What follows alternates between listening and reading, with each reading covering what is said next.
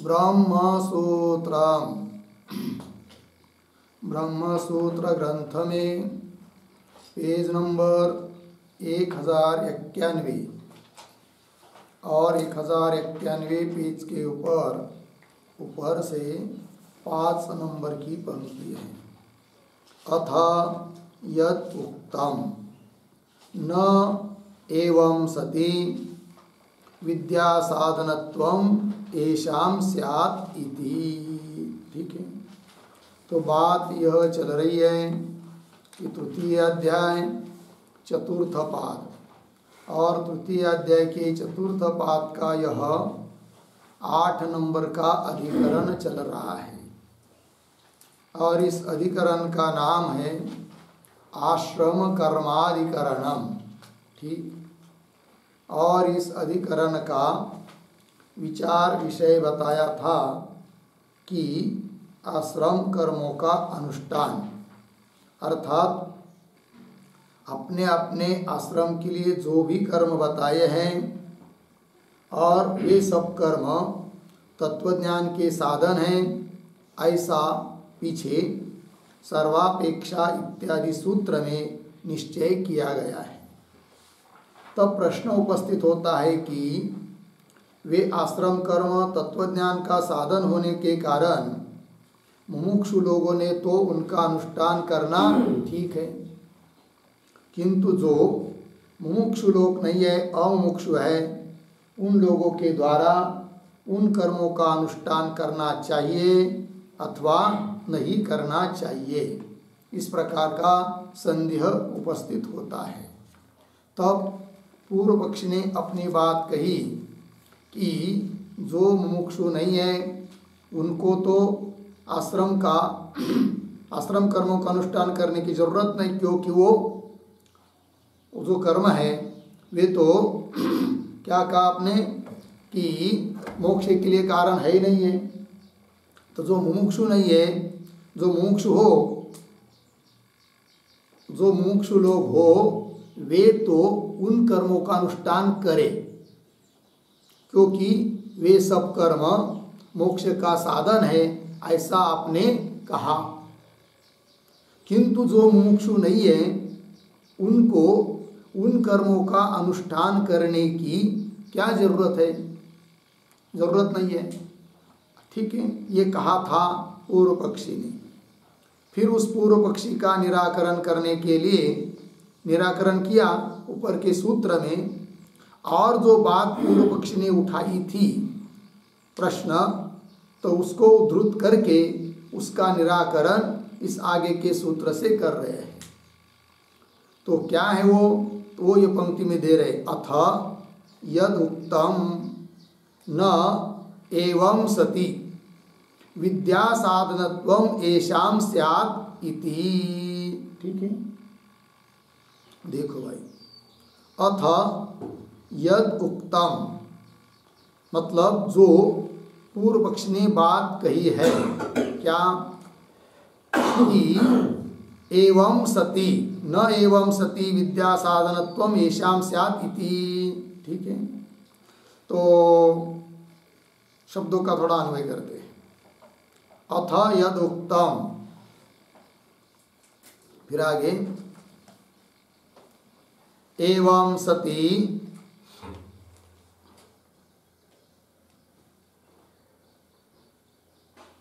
येषां, पीछे विद्या साधनत्वम और पीछे न स्यात् इति।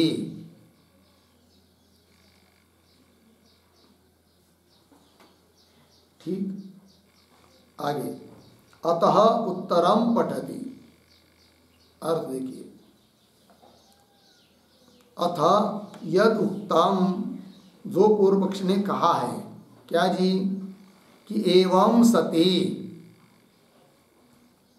येषां विद्या साधनत्वम न स्यात् इति। ठीक है, एवं सति मतलब क्या? एवं सति शब्द का अर्थ लिखिए, अमुमुक्षुना अपि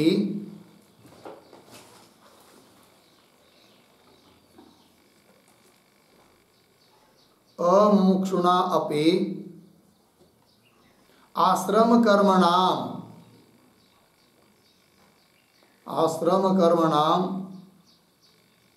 नित्य अनुष्ठेयत्वे सति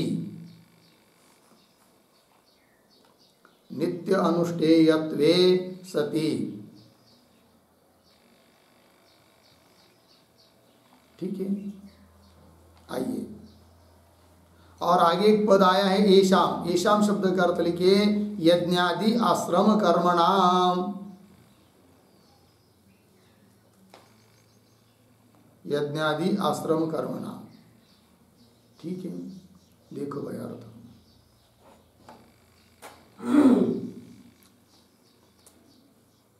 तो एवं सति मतलब अमुमुक्षुणा अपि आश्रम कर्माणाम नित्यानुष्ठेयत्वे सति।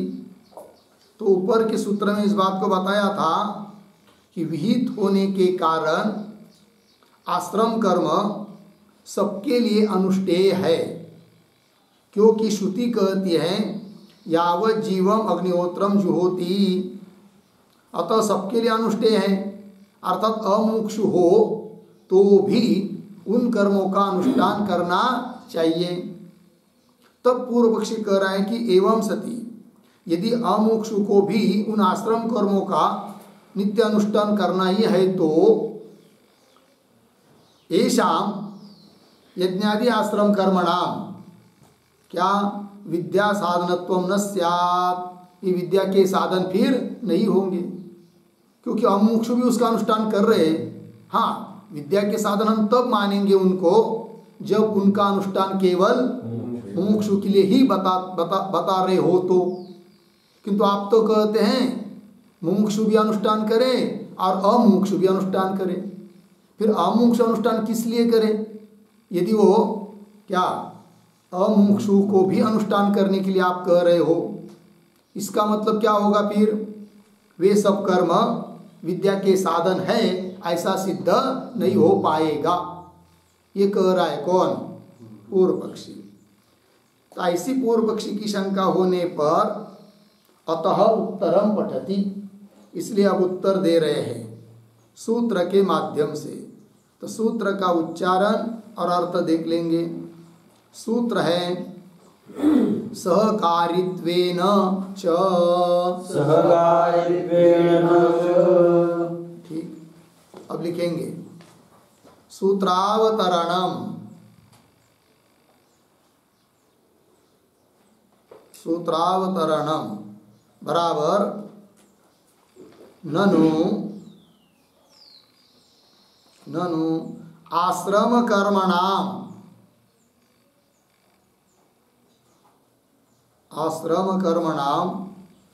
अनुष्ठानम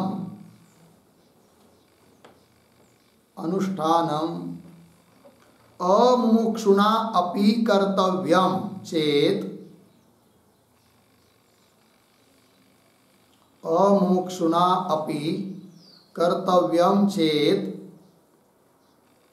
आगे तेषाम विद्या साधनत्वम न स्यात्।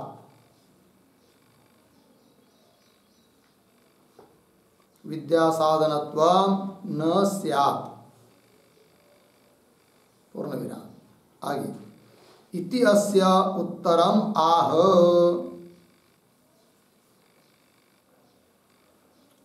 इति अस्य उत्तरम आह सहकारित्वेन इति। ठीक, फिर नीचे के पंक्ति में सूत्रम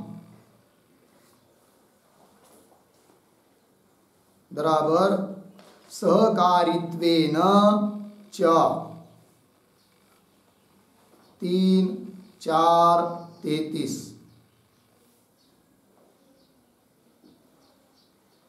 नीचे पदच्छेद सहकारित्वेन च, फिर नीचे के पंक्ति में पदार्थोक्ति ही बराबर प्रतीक च बराबर अपि च। अपि च। फिर आगे प्रतीक है सहकारित्वेन, सहकारित्वेन बराबर कर्मणाम, कर्मणाम चित्त शुद्धि द्वारा, चित्त शुद्धि द्वारा विद्योपजनने, विद्या उपजनने, विद्या उपजनने सहकारी कारणतया, सहकारी कारणतया विद्यार्थत्वेन, विद्यार्थत्वेन नित्यानि कर्माणि, नित्यानि कर्माणि अवश्यम अनुष्ठेयानि, अवश्यम अनुष्ठेयानि अर्धविराम। फिर उद्धरण चिन्ह में तमेतम वेदानुवचनेन, तमेतम वेदानुवचनेन उद्धरण चिन्ह इति श्रुत्या, इति श्रुत्या विद्यार्थत्वेन, विद्यार्थत्वेन तेषां विहितत्वात्, तेषां विहितत्वात् पूर्ण विराम। आगे कौंस में लिखिए कर्मानुष्ठान, कर्मानुष्ठान मोक्ष का साक्षात साधन नहीं है, मोक्ष का साक्षात साधन नहीं है पूर्ण विराम। यदि, यदि मोक्ष का साक्षात साधन होता, यदि मोक्ष का साक्षात साधन होता तो उसका अनुष्ठान, उसका अनुष्ठान मुमुक्षुने ही, मुमुक्षुने ही करना उचित होता, करना उचित होता। किंतु वह, किंतु वह विद्या का अंग है, विद्या का अंग है। अतः उन कर्मों का अनुष्ठान, उन कर्मों का अनुष्ठान सबको करना आवश्यक है,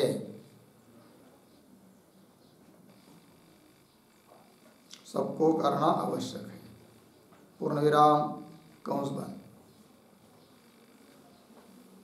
देखिए भाई अर्थ तो सूत्रावतरण में लिख रहे हैं कि ननु आश्रम कर्मणाम अनुष्ठानम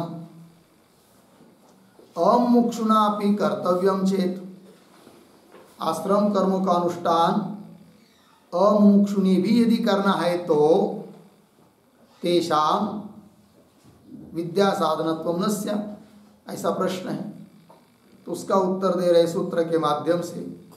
सूत्राया सहकारित्वेन च, फिर पदार्थोक्ति में लिख रहे च, च मतलब अपि च, और क्या, तो सहकारित्वेन मतलब कर्मणाम चित्त शुद्धि द्वारा, कर्म करेंगे तो चित्त शुद्ध होता है और शुद्ध चित्त में विद्या की उत्पत्ति होती है। इस प्रकार विद्या के लिए सहकारी रूप से है कर्मों का अनुष्ठान। तो कर्मणाम चित्त शुद्धि द्वारा विद्योपजने सहकारी कारणतया, सहकारी कारण होने के कारण विद्यार्थत्वेन, जो विद्या प्राप्त करना चाहता है उसके लिए तो नित्यानि कर्माणि अवश्यम अनुष्ठेयानि, उन नित्य कर्मों का अर्थात आश्रम कर्मों का अनुष्ठान अवश्य करना चाहिए। फिर बोलेंगे यदि कोई नहीं चाहता विद्या तो भी उनका अनुष्ठान अवश्य करना है, क्योंकि आश्रम कर्मों के रूप में नित्य अनुष्ठान उन कर्मों का करने के लिए बताया है, यावत् जीवम इत्यादि श्रुति में। तो नित्यानि कर्माणि अवश्यम अनुष्ठेयानि तम एतम वेदानुवचनेन इति श्रुत्या, इस श्रुति ने विद्यार्थत्वेन विद्या के साधन के रूप में तेषाम विहितत्वात्। ठीक है, चलिए तो और आगे कह रहे हैं कि कर्मानुष्ठान मोक्ष का साक्षात साधन नहीं है, क्योंकि मोक्ष के लिए एक ही साधन है, कौन? विद्या, ब्रह्म ज्ञान, उससे मोक्ष प्राप्त होता है। कर्म उसके लिए मोक्ष के लिए साधन नहीं है। तो कर्मानुष्ठान मोक्ष का साक्षात साधन नहीं है। यदि मोक्ष का साक्षात साधन होता कौन? कर्मानुष्ठान, तब तो उसका अनुष्ठान मुमुक्षु नहीं करना चाहिए, ये कहना ठीक था।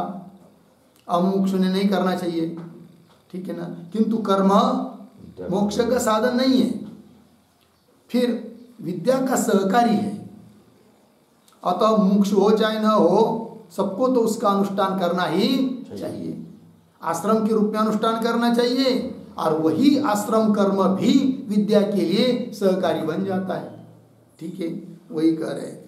तो उसका अनुष्ठान मुमुक्षु ने ही करना उचित होता, किंतु वह विद्या का अंग है, अतः उन कर्मों का अनुष्ठान सबको करना आवश्यक है। हो गया इतनी बात, आगे चलिए। अब भाष्य में विद्या सहकारिणी च एतानि स्युः विहितत्वात् एव तमेतं वेदानुवचनेन ब्राह्मणाः विविदिशन्ति इत्यादिना। ठीक, आइए थोड़ा शब्दों का अन्वय करते हैं। एक दो शब्द छोड़कर आया है, एतानि, फिर पीछे विद्या सहकारिणी च, आगे स्युः, फिर एक शब्द छोड़कर आगे तम एतम वेदानुवचनेन ब्राह्मणा विविदिशन्ति इत्यादिना, पीछे विहितत्वात् एव। ठीक है, आइए। और ये जो पंक्ति चालू हुई है विद्या सहकारिणी इत्यादि, उसके पूर्व में एक वाक्य लिखते हैं अवतरण। अग्निहोत्रादीनाम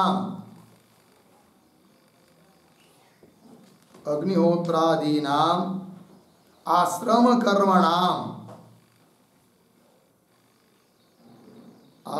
कर्मणाम नित्यत्वे अपि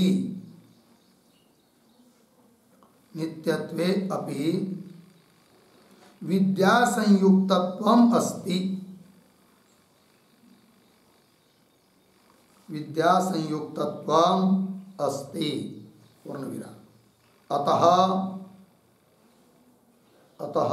विधिवशात् एष्टव्यम इति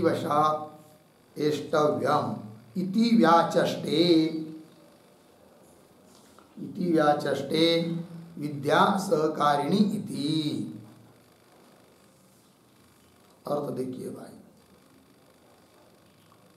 तो अग्निहोत्रादीनाम आश्रम कर्माणाम नित्यत्वेऽपि, अग्निहोत्रादि आश्रम कर्म नित्य होने पर भी, नित्य मतलब अवश्य अनुष्ठेय होने पर भी, विद्या संयुक्तत्वम अस्ति, तो भी उनका विद्या के साथ संबंध है, क्योंकि उनका अनुष्ठान से ही विद्या उत्पन्न होती है। विद्या के लिए वो सहकारी है, चित्त शुद्धि द्वारा संयुक्तानि अस्ति।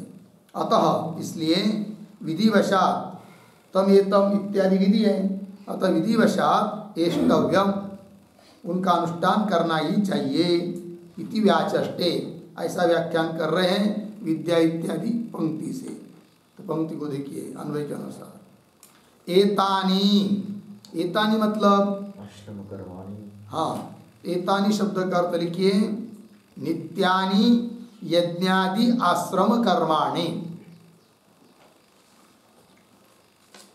नित्यानि यज्ञादि आश्रम कर्माणि,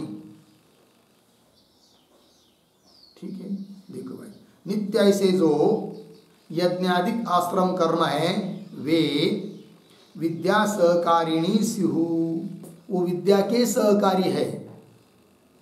भले वो आश्रम कर्म या कोई भी कर्म मोक्ष के लिए साक्षात कारण नहीं है, किंतु विद्या के लिए वो सहकारी कारण है। तो विद्या सहकारिणी स्युः, क्यों?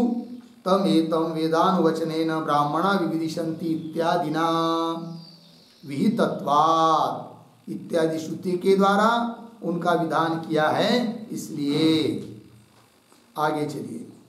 तदुक्तम सर्वापेक्षा च यज्ञादिश्रुतेः अश्ववत्, ब्रह्मसूत्र 3:4-26। तदुक्तम, तदुक्तम मतलब क्या? तो तदुक्तम के पहले एक वाक्य लिखिए अवतरण। विविदिशा संयोग मात्रम, विविदिशा संयोग मात्रम अत्र श्रुतम, अत्र श्रुतम अर्धविराम। कुतः विद्या संयुक्तत्वम, कुतः विद्या संयुक्तत्वम अर्धविराम। तत्र आह, तत्र आह तदुक्तम इति, तदुक्तम इति। ठीक है, लिखिए भाई अर्थ। तो विविदिशा संयोग मात्रम अत्र श्रुतम। कदाचित कोई शंका करेगा कि विविदिशा मतलब जानने की इच्छा, जिज्ञासा, उनके साथ केवल संबंध बताया इन आश्रम कर्मों का, तो कि यज्ञेन तपसा दानेन विविदिशन्ति, ऐसा कहा गया है। तो विविदिशा संयोग मात्रम अत्र श्रुतम। कुतः विद्या संयुक्तत्वम, तो जिज्ञासा के लिए, जिज्ञासा मतलब विद्या थोड़ी है, जानने की इच्छा जिज्ञासा, तब आगे विद्या होती है। तो विविदिशा के साथ केवल संबंध दिखाई दे रहा है। कैसा आप कह रहे हो कि विद्या के साथ इनका संबंध है आश्रम कर्मों का? ऐसी कोई शंका करता है तो उसको उत्तर दे रहे हैं। इस बात का उत्तर, इस प्रश्न का उत्तर हमने पीछे दे चुके हैं। कहाँ पर? सर्वापेक्षा यज्ञाश्रुते है अश्ववत इत्यादि जगह पर। अथवा उसको पुनः बताने की जरूरत नहीं है। चलिए, तात्पर्य उन कर्मों का विद्या के साथ भी संबंध है ही है। आगे इति न च इदं विद्या सहकारित्व वचनम आश्रम कर्मणाम प्रयाजादिवत विद्या फल विषयम मंतव्या। क्यों? अविधि लक्षणत्वात् विद्यायाः असाध्यत्वाच्च विद्या फलस्य। ठीक है, देखो भाई, पहले शब्दों का थोड़ा सा अन्वय करते हैं। च, एक दो शब्द छोड़कर आगे आश्रम कर्मणाम, पीछे इदं विद्या सहकारित्व वचनम, फिर आगे प्रयाजादिवत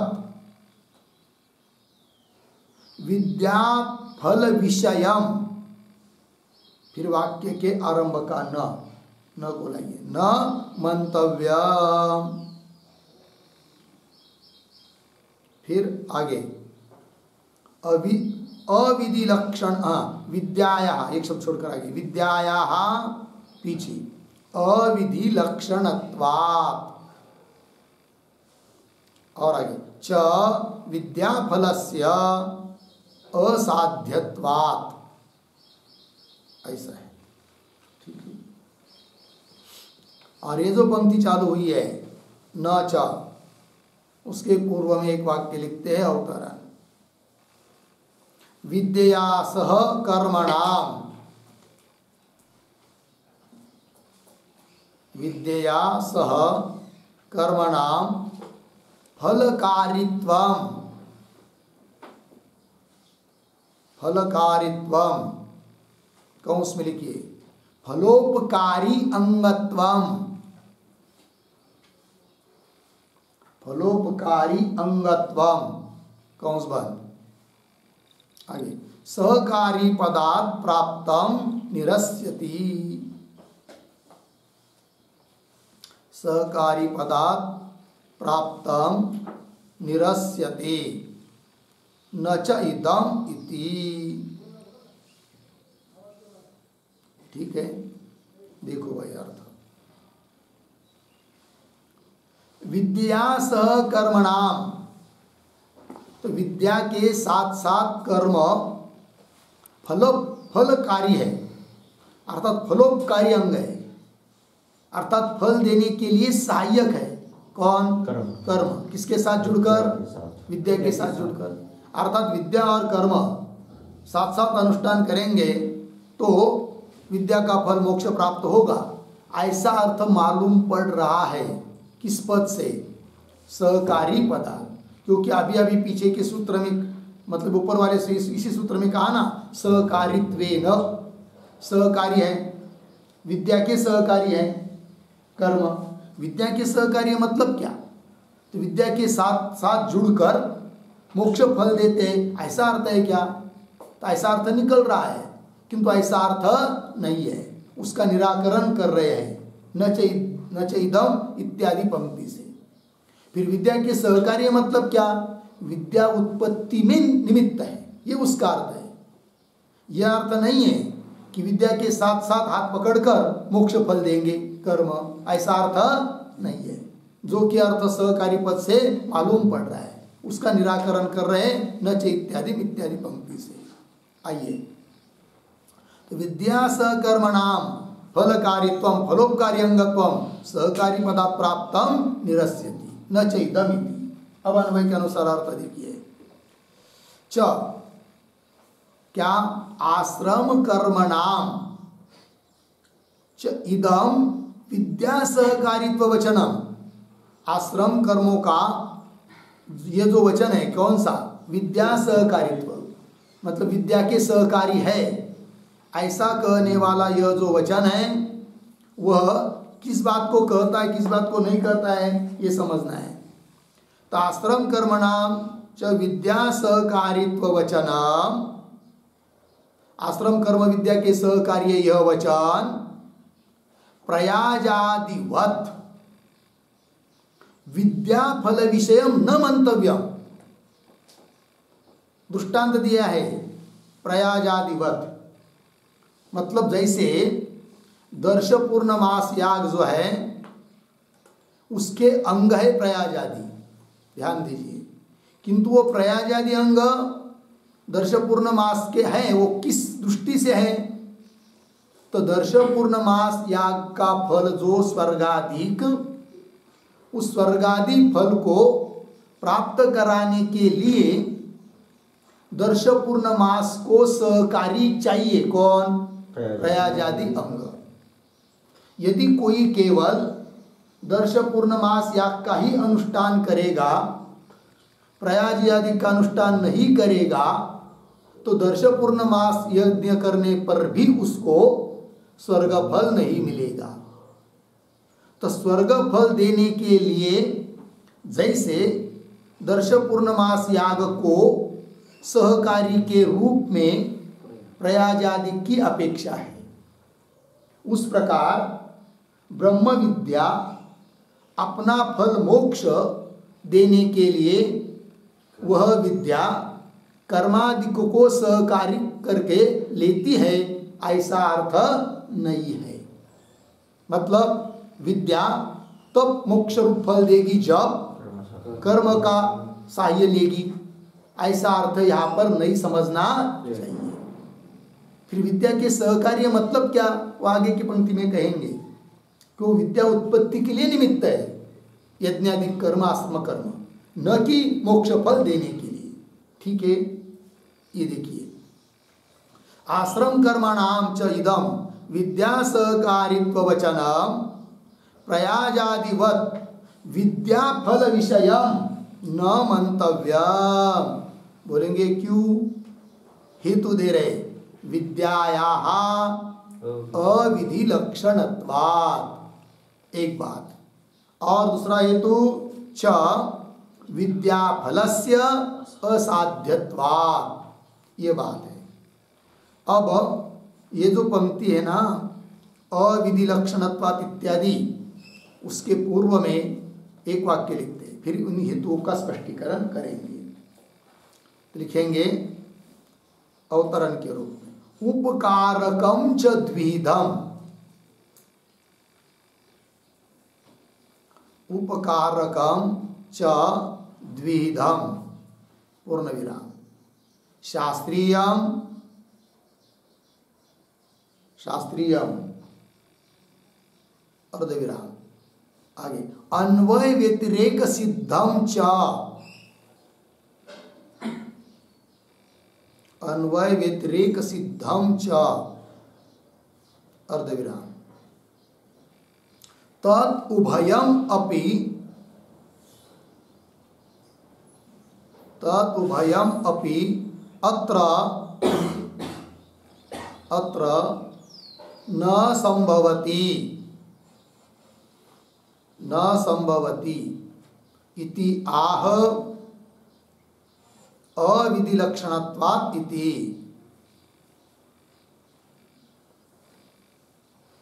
ठीक है, देखो भाई अर्थ, उपकारक दो तरह का होता है। एक शास्त्रीय, शास्त्रीय मतलब शास्त्र कर रहा है, ये इसका अंग है तो वो एक हो गया, और दूसरा होता है अन्वय व्यतिरेक के बल पर। जैसे तंतु है तो पट बनेगा, तंतु नहीं है तो पट नहीं बनेगा, ये अन्वय व्यतिरेक के बल पर हुआ। पट के लिए अंग है तंतु, कारण है तंतु, इसके लिए कोई शास्त्रीय प्रमाण की जरूरत नहीं है। ठीक है ना। तो दो प्रकार से उपकारक अंग होते हैं, शास्त्रीय और अन्वय व्यतिरेक सिद्ध। किंतु यहाँ पर तदुभयम अपि अत्र न संभवति, दोनों भी यहाँ पर संभव नहीं है। इस बात को कह रहे अविधि इत्यादि पंक्ति से। चलिए, तो अविधि लक्षणत्वात् विद्याया, तो विद्या जो है वह क्या विधि स्वरूप नहीं है, विद्या का विधि नहीं होता है। ज्ञान, विद्या मतलब ज्ञान, जैसे अन्य उपासना का तो विधि है किंतु ज्ञान का विधि नहीं है, ज्ञान विधेय नहीं होता है, क्योंकि ज्ञान कोई क्रिया नहीं है। जैसे यज्ञ कर्म क्रिया है, उपासना भी एक प्रकार का मानसिक कर्म है, घट बनाना कर्म है, तो उसके लिए विधान होता है कि ये करो। किंतु ज्ञान मतलब ब्रह्म ज्ञान, ये ज्ञान है, वह कोई क्रिया नहीं है, अतः वो विधि नहीं है उसके लिए। ज्ञान यह प्रमेय और प्रमाण के अधीन होता है, विधि के अधीन नहीं है। विधि के अधीन कर्म उपासना होती है, ये करो, कहीं करेंगे, प्रयत्न करेंगे तब करेंगे। किंतु घट आदि सामने विषय है, नेत्रादि प्रमाण है, तो कोई कहे चाहे न कहे घट का ध्यान करो या न करो, जब नेत्र गए घट के तब ज्ञान हो ही जाएगा। इसलिए कह रहे, तो जैसे उधर दृष्टांत में दर्श पूर्णमास याग वो विधेय है, अतः उसके लिए तो फल देने के लिए जो जो बताया है वो मानना ही पड़ेगा। वैसा यहाँ पर ये ज्ञान विधि नहीं है, ये बात। दूसरी बात, इस विद्या का फल जो मोक्ष, वह साध्य नहीं है, सिद्ध है। मोक्ष कोई बनाया नहीं है। मोक्ष मतलब क्या, बस ब्रह्म ज्ञान हुआ, अविद्या की निवृत्ति हुई। तो अविद्या की निवृत्ति हुई तो ब्रह्म का साक्षात्कार हुआ मय के रूप में, और मय के रूप में ब्रह्म का साक्षात्कार होना ही तो मोक्ष है। और वह ब्रह्म कोई निर्माण करने की चीज नहीं है, वो तो सिद्ध वस्तु है। ठीक है, अतः सिद्ध वस्तु जो विद्या का फल मोक्ष, उसको देने के लिए कर्म का कोई उपयोग नहीं है, क्योंकि कर्म से वो चीज प्राप्त होती है जो सिद्ध की जाती है। इसका विचार पीछे मतलब ब्रह्मसूत्र के सबसे पहले अध्याय का पहले पाद का जो चौथा सूत्र, वहाँ पर बहुत विचार हुआ था कि कर्म, ये विद्या और विद्या का फल मोक्ष, ये सिद्ध है, साध्य नहीं है, विधि नहीं है। आइए, तो विद्यायाः अविधि लक्षणत्वात्, और च विद्या फलस्य असाध्यत्वात्, ये बात बताइए। इसके ऊपर हम लोग एक टिप्पणी लिखते हैं। तो लिखते थोड़ा सा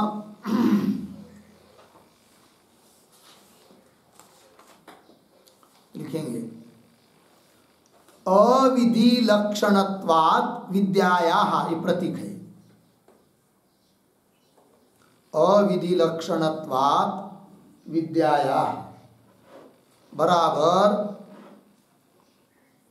बराबर विद्यायाः अविहितत्वात्,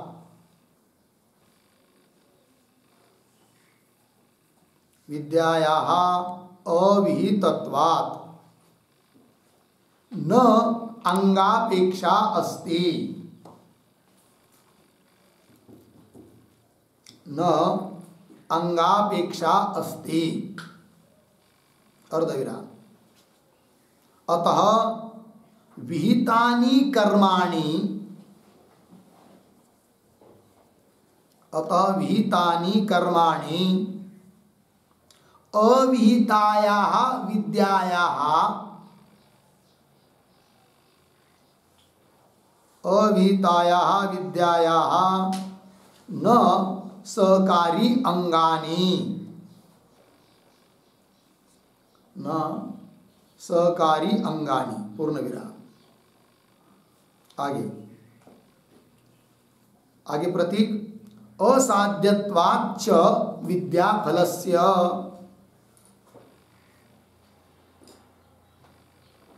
असाध्यत्वाच्च विद्याफलस्य बराबर मोक्षस्य असाध्यत्वात्, मोक्षस्य असाध्यत्वात् च न कर्मणां, न कर्मणां सहकारित्व संभवः,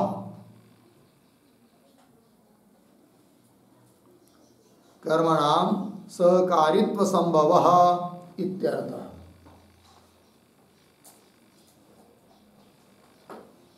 ठीक है, देखिए भैया, तो अविधि लक्षणत्वात् विद्यायाः मतलब विद्यायाः अविहितत्वात्, विद्या विहित नहीं है, और विहित न होने के कारण, अविहित होने के कारण न अंगापेक्षा अस्ति, उसको अंग की अपेक्षा नहीं, मतलब अपना फल देने के लिए किसी कर्मादि अंग की अपेक्षा नहीं है, न कि अपने उत्पत्ति के लिए, यह भी समझना है। अतः विहितानि कर्माणि, कर्मों का विधान होता है, और विद्या विहित नहीं है, तो अविहिताया विद्याया न सहकारी अंगानि, तो फल देने के लिए वो सहकारी अंग नहीं होंगे। दूसरी बात, असाध्यत्वाच्च विद्याफलस्य, अर्थात मोक्षस्य असाध्यत्वात्, मोक्ष कोई साध्य वस्तु नहीं है, वो सिद्ध वस्तु है। मोक्षस्य असाध्यत्वाच्च न कर्मणां सहकारित्व संभव, अतः विद्या के लिए, फल देने के लिए विद्या को सहकारी कर्म की अपेक्षा नहीं है, यह अर्थ हुआ। तो मोक्षस्य असाध्यत्वाच्च न कर्मणां सहकारित्व संभव, विद्या के लिए, विद्या अपना फल मोक्ष देने के लिए सहकारी रूप में कर्मों को तब लेती जब मोक्ष साध्य होता, किंतु मोक्ष साध्य नहीं है, वो सिद्ध है, और कर्म से सिद्ध वस्तु की प्राप्ति नहीं होती है, साध्य वस्तु की प्राप्ति होती है। ठीक है ना, ये बात हो गई। तो मोक्षस्य च असाध्यत्वाच्च न कर्मणां सहकारित्व संभवः इत्यर्थः। ठीक है, आगे चलिए। अविधि लक्षणत्वात् विद्यायाः असाध्यत्वाच्च विद्याफलस्य, इतनी बात हुई। आगे, विधि लक्षणम ही साधनम दर्श पूर्णमासादि स्वर्ग फल सिषाद ईशया सहकारी साधनांतरम अपेक्षते, अर्धविराम, न एवं विद्या। ठीक, आइए थोड़ा सा शब्दों का अन्वय करते हैं। विधि लक्षणम ही, एक शब्द छोड़कर, दर्श पूर्णमासाधि सा पीछे साधनम, फिर आगे स्वर्ग फल, आगे सरल है। ठीक। और ये जो पंक्ति चालू हुई विधि लक्षणम, उसके पूर्व में एक वाक्य लिखिए अवतरण के रूप में, अविधि लक्षणत्वम, अविधि लक्षणत्वम व्यतिरेक उदाहरणेन, व्यतिरेक उदाहरणेन प्रपंचयति, प्रपंचयति विधि लक्षणम इति, विधि लक्षणम इति। ठीक है, देखो भाई अर्थ, तो जो हेतु अभी पूर्व में दिए दो, उसमें से पहला जो है अविधि लक्षणत्वाद विद्याया, तो वही अविधि लक्षणम, उसी बात को व्यतिरेक उदाहरण देकर उसका स्पष्टीकरण कर रहे हैं। तो देखिए फिर, तो विधि लक्षणम ही कौन, दर्श पूर्णमासादि, विधि स्वरूप जो अपूर्व है, ऐसे जो विधि स्वरूप दर्श पूर्णमासादिक है, जिनका ये विधान होता है, वे तो मोक्ष स्वर्ग आदि के साधन है। तो विधि स्वरूप ऐसे जो दर्श पूर्णमासादि जो कि साधन है, स्वर्ग आदि के साधन है, और वे दर्श पूर्णमासादिक साधन अपना फल स्वर्ग वगैरह देने की इच्छा से अन्य साधनों की भी अपेक्षा करते हैं, वही कह रहे हैं। तो दर्श पूर्णमासादि साधनम स्वर्ग फल शिषाद ईशया, स्वर्ग फल प्राप्त करके देने की इच्छा से सहकारी साधनांतरम अपेक्षते, सहकारी साधनों की अपेक्षा करते हैं।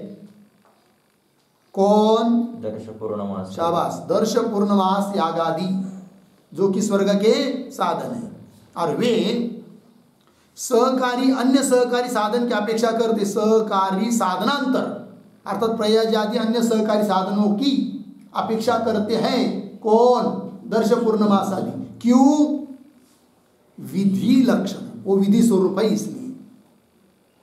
कौन, दर्श पूर्णमासादि विधि स्वरूप साधन है, अतः वे दर्श पूर्णमासादिक साधन सहकारी साधन की अपेक्षा करते हैं। हाँ, अपना फल जो स्वर्ग आदि को देने के लिए अन्य सहकारी साधन की अपेक्षा करते हैं।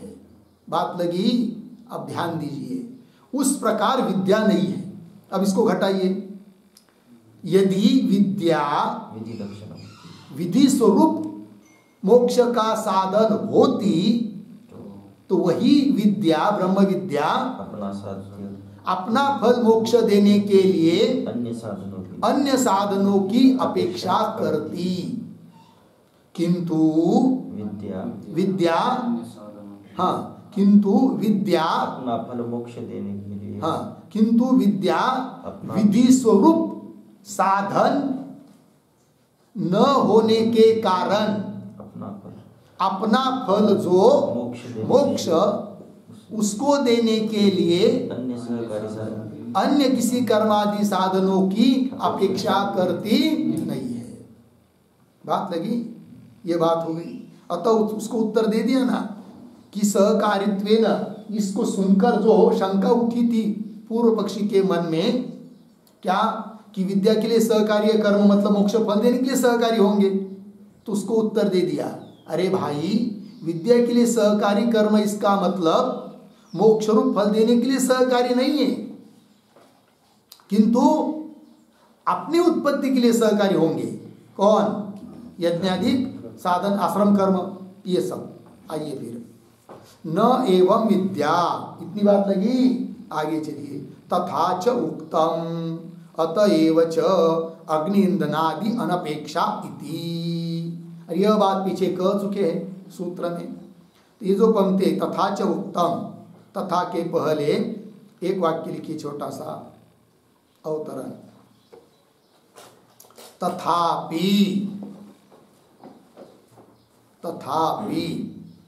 असाध्य फलत्वेन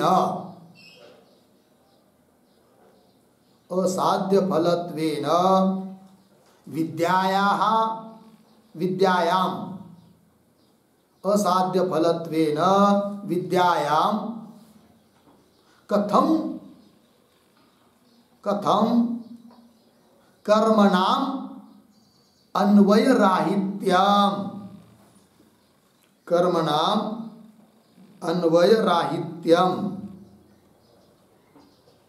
तद आह तथा च इति।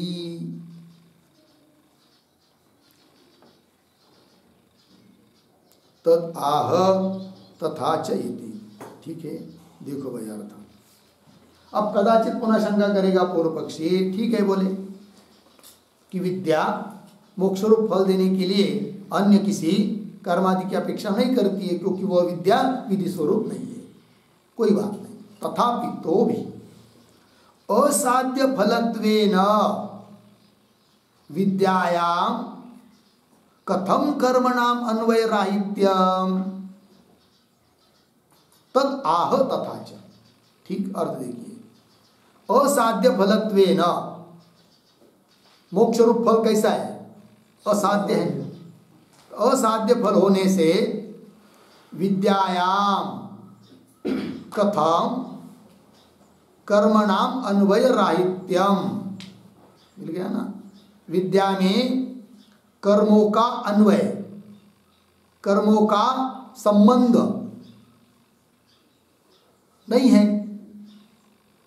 क्यों? किसलिए? असाध्य फलत्वेन। फल कैसा है? असाध्य है। असाध्य फल होने से विद्या में कर्मों का अन्वय राहित्य, कर्म के संबंध, कर्मों के संबंध न होना, फिर ये कैसा होगा? ये बात बताओ, है कि नहीं? मतलब विद्या जो है वो फल देती है मोक्ष को, और मोक्ष फल कैसा है? असाध्य है। और असाध्य ऐसा मोक्ष फल विद्या दे रही है, उस विद्या के साथ कर्म का संबंध की जरूरत नहीं है। लेकिन वो कैसे? उसका स्पष्टीकरण करो। तब कह रहे तथा च उक्तम, यह बात हमने कह दी है। कहाँ पर?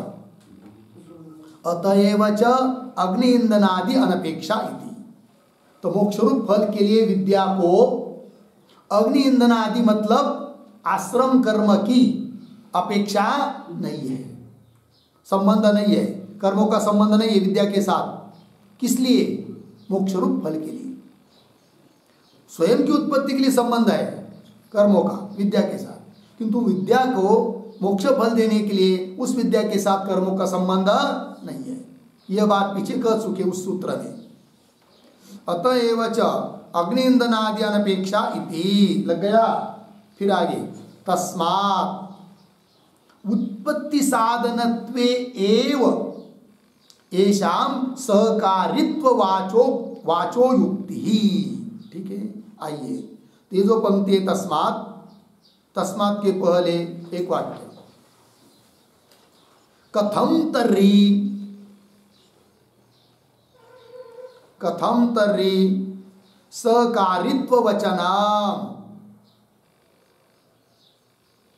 कथम तर्हि सहकारित्व वचनम तद आह तस्मात् इति, तद आह तस्मात् इति। ठीक है, देखो भाई पूर्व पक्षी अब बोल रहा है कि आपने अभी तक ये बात को पूरा निराकरण किया कि विद्या मोक्ष फल देने के लिए कर्मादि की सहायता लेती नहीं है, ये सब आपने कहा कर दिया। और यदि ऐसी स्थिति है तो सहकारित्व वचन की संगति कैसे लगाएंगे? क्या अभी अभी आपने इस सूत्र में कहा कि विद्या के सहकारी है कौन? कर्म। फिर उसको कैसा समझेंगे हम? यदि विद्या मोक्ष फल देने के लिए कर्म की अपेक्षा नहीं कर रही है तो विद्या के सहकारी कर्म है, ये कैसा? इसको कैसा समझे, कैसे संगति लगाएंगे? तब उत्तर दे रहा है तस्मात् उत्पत्ति साधनत्वे एव येषाम सहकारित्ववाचो युक्ति। ठीक है, तस्मात् इसलिए उत्पत्ति साधनत्वे, किसकी उत्पत्ति का साधन के रूप में, तस्मात् उत्पत्ति साधनत्वे, उत्पत्ति के साधन में ही इनका अंगीकार है कर्मों का। किसकी उत्पत्ति? विद्या की उत्पत्ति। उत्पत्ति साधनत्वे, विद्या की उत्पत्ति के साधन के रूप में जरूरत है कर्मों की। विद्या ब्रह्म विद्या, उसको उत्पन्न होने में अपेक्षा है किनकी? कर्मों की। इसके लिए सहकारित्व है, यह अभिप्राय। तस्मात् मतलब मोक्ष के लिए कर्म साधन, मोक्ष के लिए विद्या को कर्म की जरूरत है नहीं है, इसलिए फिर विद्या को सहकारी है कर्म। वो किस अंश में? वो कह रहे तस्मात् उत्पत्ति साधनत्वे, विद्या की उत्पत्ति होने के लिए साधन के रूप में ही येषाम सहकारित्ववाच उक्ति। येषाम आश्रम कर्म नाम, सहकारित्ववाच मतलब सहकारित्व वचन की उक्ति है, युक्ति है। ठीक है ना, यह बात मतलब सहकारी वचन है, सहकारी है कर्म किसके लिए? विद्या की उत्पत्ति में, यह अभिप्राय। आगे चलिए। न च अत्र नित्यानित्य संयोग विरोध आशंक्य। क्यों? कर्म अभेदे अपि संयोग भेदात्। ठीक है, आइए अब क्या कहना चाहते हैं। तो ये जो पंक्ति है न च अत्र, उस न के पहले एक वाक्य लिखते हैं, परोक्तम उद्भाव्य, परोक्तम उद्भाव्य परित्यजति, परित्यजति न च इति, न च इति। ठीक है, परोक्तम मतलब पूर्व पक्षी आदि ने जो कहा है उसको उठाकर उसका त्याग कर रहे हैं। तो क्या कहा है पूर्व पक्षी ने? तो वो बता रहे आशंक्य तक। न च, न कानवे बाद, च अत्र नित्यानित्य संयोग विरोधः न आशंक्य। नित्यानित्य संयोग उनका विरोध है, ऐसी शंका नहीं करनी चाहिए। बोलेंगे क्या है नित्यानित्य संयोग? तो थोड़ा ध्यान दीजिए। तो यावत जीवम अग्निहोत्रम ज्योति एक श्रुति है, वो क्या कहती है? सभी लोगों को क्या अपने अपने आश्रम कर्मों का अनुष्ठान अवश्य करना ही चाहिए। तो उन आश्रम कर्मों का सभी व्यक्तियों के साथ नित्य संयोग, नित्य विधि बता रही है श्रुति। बात लगी? और वही कर्म विद्या उत्पत्ति के लिए सहकारी है, ये आप कह रहे हो श्रुति का आधार देकर। वो श्रुति कौन है? तम एतम वेदानुवचनेन, ये श्रुति है। तो तम एतम वेदानुवचन, इस श्रुति के आधार पर यह अर्थ हुआ कि वही आश्रम कर्म विद्या के सहकारी है, मतलब विद्या की उत्पत्ति के लिए निमित्त है, सहकारी है। किंतु जिसको विद्या की कामना होगी उसके लिए उनका अनुष्ठान है, ऐसा है नहीं, उन्होंने वो करना चाहिए। फिर तो तात्पर्य उन यज्ञादि कर्मों का संबंध अनित्य भी हुआ, अनित्य संयोग। क्योंकि जिस व्यक्ति में विद्या की कामना है, कोई भी साधन का अनुष्ठान, किसी अन्य साधन का भी अनुष्ठान कौन व्यक्ति करेगा? उसका फल जिसको अपेक्षित है, और जिसको अपेक्षित नहीं है वो उसका अनुष्ठान नहीं करेगा। अर्थात उस क्रिया का संबंध उसके साथ कैसा हुआ? अनित्य। अपेक्षा हो तब संबंध, अपेक्षा नहीं हो तो संबंध नहीं। तो यज्ञादि कर्म तो एक ही है, और उसमें आप नित्य संयोग भी बता रहे, और विद्या के लिए कारण है, इसका मतलब कामना जिसमें वही अनुष्ठान करेगा, अन्य तो नहीं करेगा ना, तो अनित्य संयोग हुआ। तो एक ही में नित्य संयोग अनित्य संयोग कैसा रह पाएगा? दोनों का तो विरोध होना चाहिए, क्योंकि नित्यानित्य विरोध है, एक में कैसे रहेंगे? ऐसी भी शंका नहीं करनी चाहिए। ये बोल रहे हैं कौन? पूर्व पक्षी को। पूर्व पक्षी शंका करेगा तो सिद्धांती कहेंगे ऐसी शंका नहीं करनी चाहिए। पंक्ति देखिए, च अत्र नित्यानित्य संयोग विरोध न आशंक्य। क्यों? कर्म अभेदे अपि संयोग भेदात् हेतु दिया। यद्यपि यज्ञ आगादिक आश्रम कर्म वही है, आश्रम के रूप में भी अनुष्ठेय वही है और विद्या के साधन के रूप में भी अनुष्ठेय वही कर्म है, दूसरे उससे भिन्न कोई कर्म नहीं है। तो उन कर्मों का अभेद होने पर भी संयोग भेदात्, संयोग शब्द का अर्थ विधि, विधि भेदात्, विधान भिन्न भिन्न है। दो विधान कौन है? यावज्जीवम एक और तम एतम ये दूसरा हुआ। अतः एक ही कर्म में विधान भिन्न भिन्न होने से क्या संयोग भी भिन्न भिन्न हो जाता है, नित्य संयोग अनित्य संयोग। ये कह रहे हैं कर्म अभेदे अपि संयोग भेदात्। यह है ना, ये जो पंक्ति है कर्म अभेदे अपि संयोग भेदात्, इसके आधार पर एक टिप्पणी लिखते हम लोग,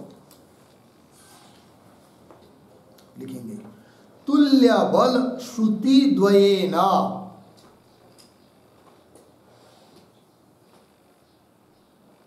तुल्य बल श्रुति द्वयेन विनियोग पृथक्त्वम्,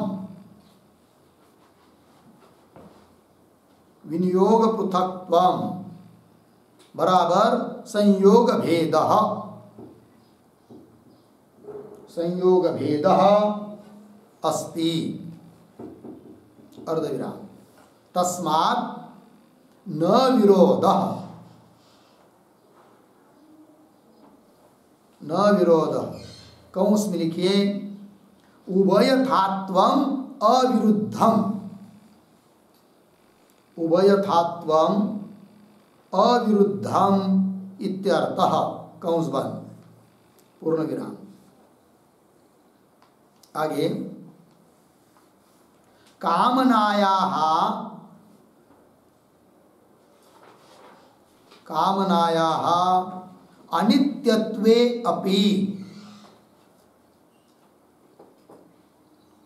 कामनायाः अनित्यत्वे अपि कर्मणां न अनित्यत्वम्,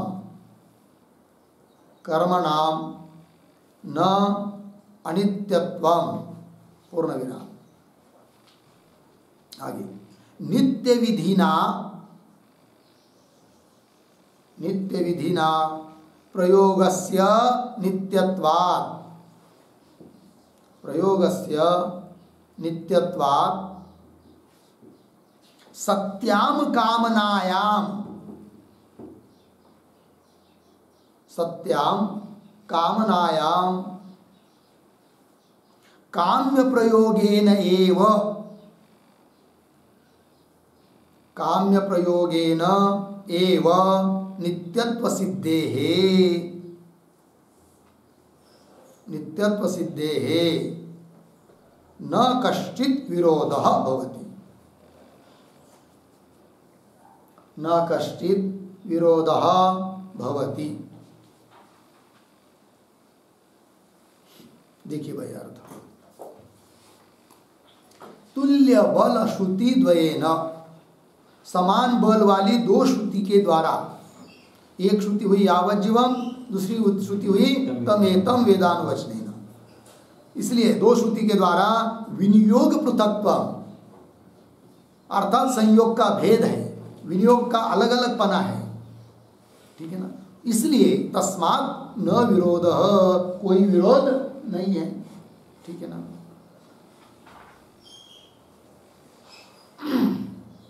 जैसे एक ही भोजन, उदाहरण दिया था ना कल, एक ही भोजन है किंतु श्राद्ध का भोजन है तो दोनों काम दे रहा है। वही भोजन पितरों के लिए भी हो गया और अपनी तृप्ति के लिए भी हो गया। इसलिए दो वाक्य से यदि कहीं कोई कह देता है क्या कि यह भोजन श्राद्ध के लिए है, ठीक है, बराबर है, फिर यह भोजन तुम्हारे तृप्ति के लिए है, कोई बात नहीं, दोनों का कोई विरोध नहीं है। उस प्रकार तो तुल्य बल श्रुति द्वयन विनियोग पृथक्त्व संयोग भेद तस्मात् न विरोध, अर्थात उभयथात्वम अविरुद्धम, दोनों बात एक में घटती है। वही आश्रम कर्म आश्रम के रूप में भी अनुष्ठेय है और वही आश्रम कर्म विद्या उत्पत्ति के लिए भी आवश्यक है, ऐसा अर्थ।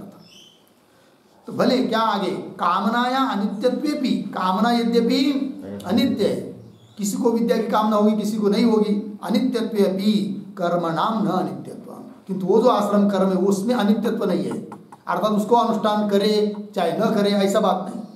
विद्या की कामना हो चाहे न हो, उन कर्मों का अनुष्ठान तो अवश्य करना ही है। इसलिए कह दिया कि कर्मों में अनित्यत्व नहीं है, क्योंकि अवश्य रूप से उनका अनुष्ठान करना ही पड़ता है आश्रम के रूप से। अपि कर्मणाम न नित्यत्व, फिर आगे नित्य विधिना प्रयोग से नित्यत्व, वही कह रहे कि नित्य विधि है यावत जीवन, उससे प्रयोग अनुष्ठान नित्य है, नित्यत्वात्। अच्छा, उसमें फिर सत्याम कामना, उसमें भी कामना हो जाती है विद्या की, तो कर्मों का अनुष्ठान तो नित्य रूप से करना ही है, किंतु उसके चलते चलते यदि विद्या की कामना हो जाती है और कामना के रूप में आप विद्या के प्राप्ति के दृष्टि से अनुष्ठान कर रहे हो, तो उससे ही आश्रम कर्म की भी सिद्धि हो जाती है, ये कह रहे हैं। सत्याम कामनायाम, कामना होने पर, विद्या की अभिलाषा होने पर, काम्य प्रयोगे न, काम्य की दृष्टि से यदि अनुष्ठान कर रहे हैं तो उससे ही फिर नित्यत्व की सिद्धि भी हो जाती है। नित्य रूप से अनुष्ठान करना जो होता है वो भी उससे हो जाता है, दोबारा डबल अनुष्ठान करने की जरूरत नहीं है, और एक में दोनों का संयोग मानने से कोई विरोध भी नहीं है।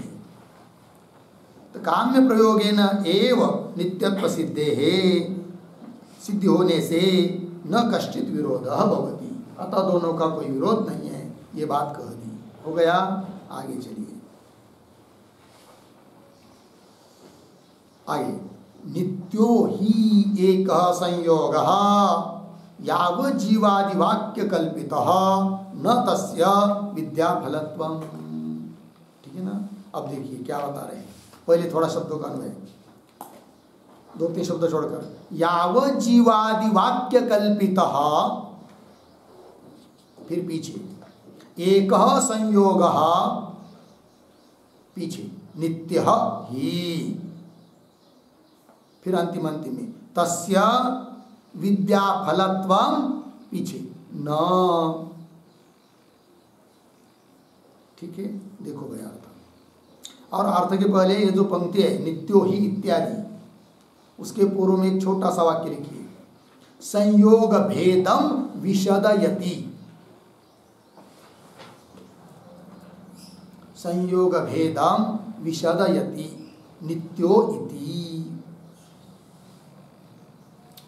ठीक है, देखो भैया अभी जो पीछे कहा था कर्माभेदेपि संयोग भेदा, फिर वो संयोग का भेद कैसा है उसका ही स्पष्टीकरण कर रहे हैं। तो पंक्ति को देखिए, यावत् जीवादि वाक्य कल्पित, यावत् जीवम अग्निहोत्रम ज्योति, इस वाक्य से कल्पित एक संयोग है, एक विधि है, वह नित्य है।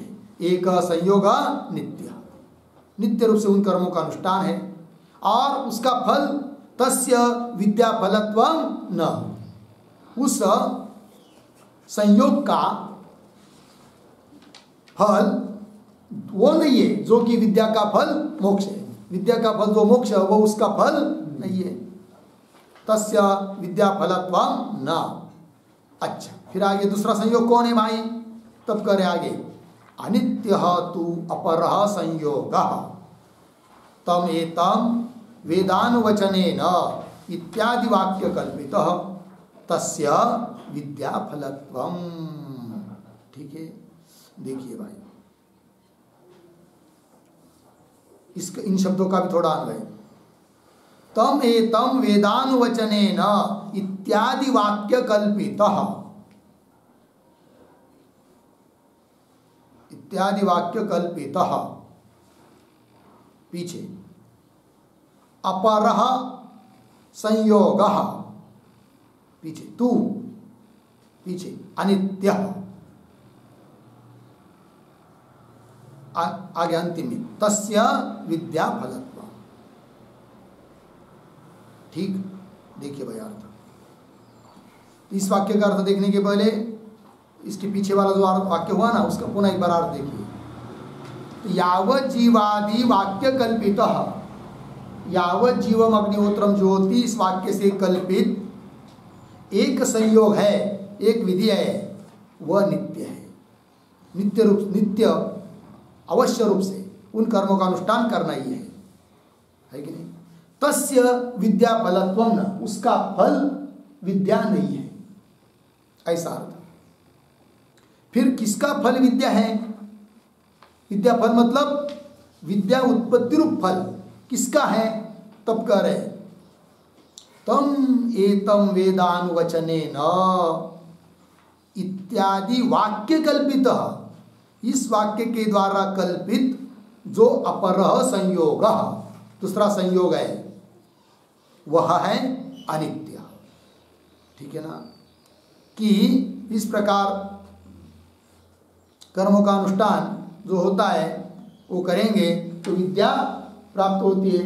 इस प्रकार तो विद्या की दृष्टि से, विद्या के साधन के रूप में, विदिशा के साधन के रूप में, तो तम एतम वेदानुवचनेन इत्यादि वाक्य कल्पित अपरः संयोग तो अनित्य, अनित्य संयोग है वो, क्योंकि विद्या की दृष्टि से, विद्या की अपेक्षा हो तब वो बताया जा रहा है।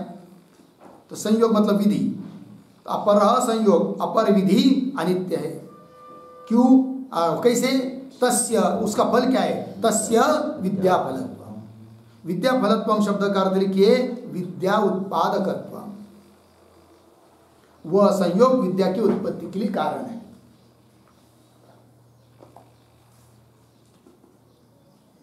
हो गया ना इतना? आगे आइए। यथा एकस्यापि खादिरत्वस्य नित्येन संयोगेन कृत्वर्थत्वम्, अनित्येन संयोगेन पुरुषार्थत्वम्, तद्वत् दृष्टांत देकर इस बात को समझाया जा रहा है। ये जो पंक्ति है यथा एकस्य, यथा के पहले एक छोटा वाक्य लिखिए अवतरण के रूप में, उद्धरण चिन्ह में, एकस्य तु उभयत्वे,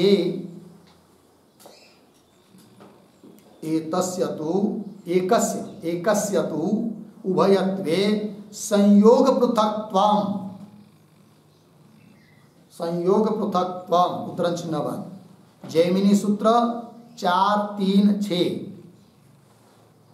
436 आगे। इत्यत्र एतद् निरूपितम्,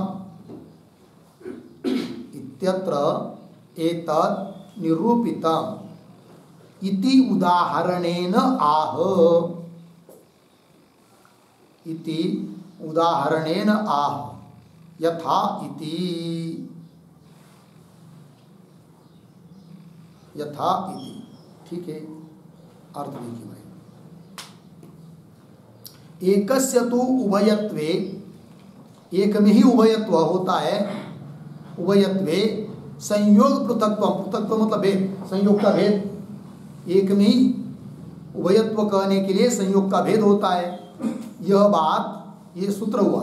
इति इत्यत्र एतद् निरूपितम्, इस बात का निरूपण किया गया है, उसको उदाहरण देकर समझाया जा रहा है यथा इत्यादि पंक्ति से। देखो भाई, यथा एकस्यापि खादिरत्वस्य, खादिर खैर का पेड़, खैर पेड़ होता है ना, खादिर का वृक्ष, तो यज्ञ के लिए स्तंभ चाहिए जिसको यूप कहते हैं, जिसको पशु को बांधा जाता है। तो फिर खादिर वृक्ष का जब यूप किया जाए ये बताया गया, तो नित्य संयोग हुआ, क्योंकि यज्ञ के लिए यूप की आवश्यकता होती ही होती है। किंतु फिर किस चीज का यूप करे ये प्रश्न, खादिर का करे या और किसी पेड़ का करे? तब बताया जाता है यदि तुमको पशु वगैरह धन भी चाहिए तो खादिर वृक्ष का यज्ञ स्तंभ यूप करो। अब यूप करो ये तो नित्य वचन है, करना ही पड़ता है। अब खादिर वृक्ष का करेंगे तो उसको और भी फल मिलेगा, तो एक ही में उभयत्व सिद्ध हो जाता है। ये दृष्टांत दिया जा रहा है। यथा एकस्यापि खादिरत्वस्य नित्य संयोगेन, नित्य संयोग से कृत्वर्थता, यज्ञ के लिए उपयोगिता, यज्ञ के लिए अंग सिद्ध हो जाता है। अर्थात यज्ञ का जो फल है उसको देने के लिए सहायक बनता है वो अंग के रूप में, कृत्वर्थता, कृत्वर्थत्व। और अनित्यन संयोगेन क्या, पुरुषार्थत्व। ये उदाहरण हुआ, तद्वत उस प्रकार यहाँ भी सिद्धांत में भी समझना चाहिए। किंतु दृष्टांत जो दिया उसका और स्पष्टीकरण समझने के लिए उसके आधार पर एक थोड़ा सा हम लोग लिखते हैं, 2-3 पंक्ति टिप्पणी लिखेंगे उद्धरण चिन्ह में। बैल वो वा खादिरो वा, बैल वो मतलब बैल वह ऐसा शब्द है ना, संधि हो गई। बैल वो वा खादिरो वा पालाशो वा, पालाशो वा उद्धरण चिन्हवान इति एकः नित्यः संयोगः, इति एकः नित्यः संयोगः अर्धविराम तेन तेन खादिरत्वस्य कृत्वर्थता भवति, खादिरत्वस्य कृत्वर्थता भवति पूर्णविराम। आगे चलिए उद्धरण चिन्ह में खादिरम वीर्य कामस्य, खादिरम वीर्य कामस्य उद्धरण चिन्ह इति श्रुत्या, इति श्रुत्या अपरः संयोगः, अपरः संयोगः अनित्यः, अनित्यः ते अर्धविराम तेन खादिरत्वस्य पुरुषार्थता भवति, तेन खादिरत्वस्य पुरुषार्थता भवति पूर्णविराम। आगे इति एकस्य खादिरत्वस्य, एकस्य खादिरत्वस्य उभयार्थत्वे, उभयार्थत्वे संयोग पृथक्त्वम्, संयोग पृथक्त्वम्। आगे कौंस में लिखिए विधि भेदः, विधि भेदः कौंस बंद। आगे हेतुः भवति, हेतुः भवति पूर्णविराम। आगे तथा कर्मसु अभेदे अपि, कर्मसु अभेदे अपि संयोग भेदात्, संयोग भेदात् कौंस में लिखिए विधि भेदात्, विधि भेदात् कौंस बंद। आगे उभयथात्वं भवति, उभयथात्वं भवति पूर्णविराम। अतः, अतः सति वाक्य भेदे, वाक्यद्वये, सति वाक्यद्वये, सति वाक्यद्वये विनियुक्त विनियोगः, विनियुक्त विनियोगः न विरुध्यते, न विरुध्यते इत्यर्थः। ठीक देखिए भाई अर्थ। तो श्रुति है बैल वो वा खादिरो वा पालाशो वा, यज्ञ के लिए स्तंभ बनाना, युग बनाना है। किसका? बैल व वा, बेल के पेड़ का, अथवा खादिर के खैर के पेड़ का, अथवा पलाश का, विकल्प दिया ना 3। इति एक नित्य संयोग, किंतु युग तो बनाना ही पड़ता है यज्ञ के लिए, उसमें कोई संदेह नहीं है। तो नित्य संयोग हुआ, नित्य विधि हुआ, ठीक है। उसमें फिर तेना क्या हुआ? खादिरत्वस्य कर्तव्यर्थता, खादिर का बनाएंगे चाहे किसी का बनाएंगे, तो वो किसके लिए हुआ? कर्तव्यर्थता, यज्ञ के लिए, यज्ञ के लिए उपकारक हुआ, ठीक है भगवती। और फिर दूसरी श्रुति आती है खादिरम वीर्य कामस्य, यदि तुमको वीर्य बल चाहिए तो खादिर के पेड़ का, खैर के पेड़ का क्या बनो? युग बनो, स्तंभ बनो। खादिरम वीर्य कामस्य इति अपर संयोग, ये दूसरा संयोग है, दूसरा विधि है जो अनित्य है। क्योंकि वीर्य रूप बल जब चाहिए तभी उसका वो खादिर का करेगा, नहीं तो नहीं करेगा, अतः वो अनित्य संयोग हुआ, अनित्य विधि हुई। तो खादिरम वीर्य कामस्य इति श्रुत्या अपर संयोग अनित्य, तो दो संयोग हुए, नित्य और अनित्य। तेन खादिरत्वस्य पुरुषार्थता, और यदि इस श्रुति के बल पर खादिर का करेंगे तो पुरुषार्थता अर्थात पुरुष की इच्छा जो बल प्राप्ति वो भी सिद्ध हो जाता है। तो खादिरत्वस्य पुरुषार्थता भवति इति एकस्य खादिरत्वस्य, खैर का पेड़ एक ही है और उसका स्तंभ किया जा रहा है, किंतु एक ही में दो फलता आ रही है, वो यज्ञ के लिए भी और पुरुषार्थ के लिए भी, क्योंकि उसके लिए दो प्रकार का विधि भी है। अतः एक ही खैर का उस पेड़ में, लकड़ी में कर्तव्यर्थता और पुरुषार्थता मानने में कोई विरोध नहीं है। नित्य और अनित्य संयोग एक ही में मानने में कोई विरोध नहीं है। एक ही कर्म अलग अलग दृष्टि से अलग अलग विधान होने से दो फल दे सकता है। इति एकस्य खादिरत्वस्य उभयार्थत्वे, दोनों फल बताने में संयोग तो तत्व विद्या भेद हेतु भवति, ये दृष्टांत में हुआ।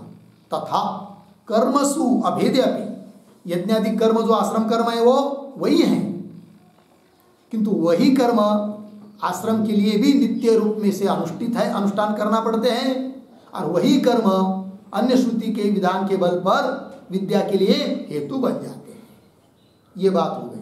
अतः नित्यानित्य संयोग का कोई विरोध नहीं है। तथा कर्मसु अभेदे अपि, यज्ञादि कर्म वही है आश्रम कर्म, उनका अभेद होने पर भी संयोग भेदा, विधि का भेद होने से उभयतात्व भवति, दोनों काम उससे हो जाता है। अतः सती वाक्य द्वये, दो विधान वाक्य होने पर, जो पूर्व पक्ष ने एक बात बोली थी ना, विनियुक्त का विनियोग कैसे, जब कई बार विनियोग हो चुका है, आश्रम के लिए कर्म बताया है, फिर उसको पुनः विद्या के लिए कैसा बता रहे हो? जो विनियोग तो हो चुके उसका पुनः विनियोग कैसे? तब उत्तर दे रहे विनियुक्त का विनियोग होने में कोई विरोध नहीं है, क्योंकि दो श्रुति है। अतः सती वाक्य द्वये विनियुक्त विनियोग, विनियोग किए हुए का पुनः विनियोग न विरुध्यते इत्यर्थः। हो गया जी, वही अंतिम का वाक्य हुआ। यथा एकस्यापि खादिरत्वस्य नित्येन संयोगेन कृत्वर्थत्वम् अनित्येन संयोगेन पुरुषार्थत्वम्, तद्वत उस प्रकार यहाँ पर भी आश्रम कर्मों के बारे में भी समझना चाहिए। हो गया जी। इस 33 नंबर के सूत्र का भाष्य पूरा हुआ और दो सूत्र इस अधिकरण के बचे हैं, उसका विचार हम लोग कल करेंगे। ओम पूर्णमदः पूर्णमिदं पूर्णात् पूर्णमुदच्यते पूर्णस्य पूर्णमादाय पूर्णमेवावशिष्यते।